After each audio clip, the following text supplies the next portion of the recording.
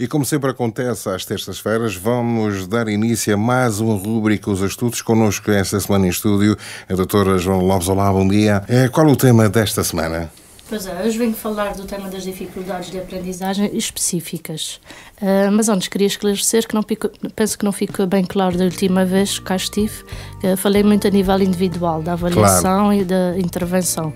Também existem programas para grupo. Por exemplo, a nível da estimulação da atenção e concentração para crianças com déficit de atenção, o desenvolvimento de hábitos e métodos de estudo, também feito pela professora Sandra, os grupos ou os programas de orientação vocacional e profissional para os jovens a partir dos 15 anos e também outros temas que podem ver na página online dos Estudos, para quem não se lembra, estudos.pt. Para além destes programas específicos para grupo ou para individual, ou a nível individual, também existe a intervenção com os pais ou encarregados de educação e também para técnicos.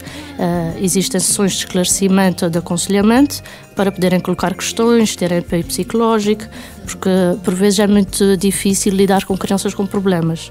Por exemplo, a nível de hiperatividade, a nível do comportamento e até mesmo crianças com dificuldades específicas das quais vamos falar hoje. Deixe-me acrescentar, para além disto, também desenvolvo ações de formação e workshops, tanto para crianças como para adultos. Que interessante. Para pais ou encarregados de educação, que podem não ser os próprios pais, ou mesmo para os técnicos, professores, auxiliares. Uma destas ações de formação que pensamos realizar é mesmo a nível das dificuldades específicas de aprendizagem no próximo ano, em 2014. Portanto, o tema que venho então falar hoje são as dificuldades de aprendizagem específicas. Porquê? Porque hoje em dia, dentro do grande grupo das necessidades educativas especiais, as dificuldades específicas são, segundo alguns autores, a problemática com maior taxa de prevalência, cerca de 48% na população portuguesa. Números extremamente elevados. Muito preocupantes. Será que nos pode explicar melhor o que são e em que consistem as dificuldades de aprendizagem específica? Muito bem.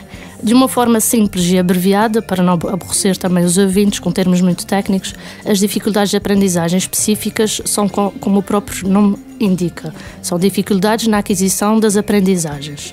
E são específicas porquê? Porque afetam de modo específico determinadas áreas das aprendizagens escolares, como por exemplo a leitura, a escrita e o cálculo. Convém, no entanto, distingui-las de dificuldades generalizadas, que são aquelas que podem afetar quase todas as aprendizagens, tanto escolares como fora da escola também, as motoras, linguísticas, cognitivas, entre outras. Estas dificuldades específicas são então, com certeza já devem ter ouvido falar na dislexia, que está muito... É uma delas, está muito na moda, está muito em voga, não é verdade? Mas existem também outras, não menos importantes, mas se calhar menos conhecidas. A disgrafia, a disortografia e a discalculia. Eu vou resumir assim um pouco cada uma, porque cada uma tem muito que se lhe diga. Portanto, a dislexia relaciona-se com as dificuldades na leitura. A própria palavra e tantas outras, podemos dividi-las nas duas partes.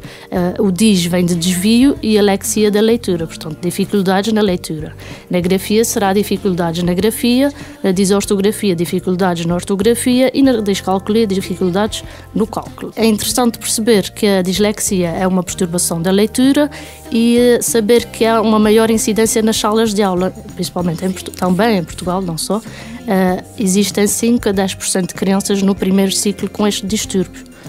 Ainda na dislexia, a dislexia é uma dificuldade duradoura que aparece em crianças inteligentes escolarizadas, que as pessoas pensam que não, que as crianças, por exemplo, eu tenho professores e pais que dizem: doutora, o meu filho parece ser burrinho, não consegue aprender as letras, tem dificuldades, ele não tem capacidades. E não, as pessoas com dislexia têm uma inteligência normal ou superior até. Por vezes. Não implica que também aconteça casos que não haja problemas por exemplo, ao mesmo tempo, não é? Problemas de inteligência e dislexia.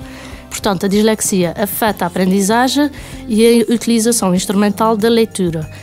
e também resulta de problemas a nível da consciência fonológica. Isto as pessoas, eu penso que não têm a noção, o que é isto? É a habilidade metalinguística da tomada de consciência das características formais da linguagem. Assim dito de uma forma mais... É muito científico, estou completamente baralhado. Com certeza. Então, simplificando, é a capacidade de pensar nos sons das letras. Portanto, a letra F tem o som F e nós não pensamos no som das letras. Exatamente. E as crianças com dislexia têm muita dificuldade nesta área, em analisar os sons das próprias letras. Outras dificuldades de aprendizagem serão, então, que eu já falei, a disgrafia e a disortografia. A primeira está relacionada com a escrita, nomeadamente a grafia, que é a letra. Exato. Por exemplo, aqueles casos em que os professores dizem que tem uma letra muito mal feita, é muito feia, o traçado não é correto, são mal elaboradas, mal proporcionadas. E a nível da disortografia, como já tinha referido, tem a ver com as dificuldades na ortografia. As crianças dão muitos erros de ortografia e têm muita dificuldade em compor textos escritos, tanto na organização como na estruturação do texto. A construção das frases é pobre e geralmente curta. Esta dificuldade, como as outras, podem surgir todas juntas ou em separado. Ou seja, não podem ser, têm que ser separadas mesmo, não é verdade? Não, podem vir, normalmente vêm associadas. Vêm sempre uma associadas. Criança com dificuldades na leitura depois reproduz mal na escrita, não é? Claro. Por fim, a discalculia relaciona com as dificuldades no cálculo, ou seja, na execução de operações aritméticas ou matemáticas.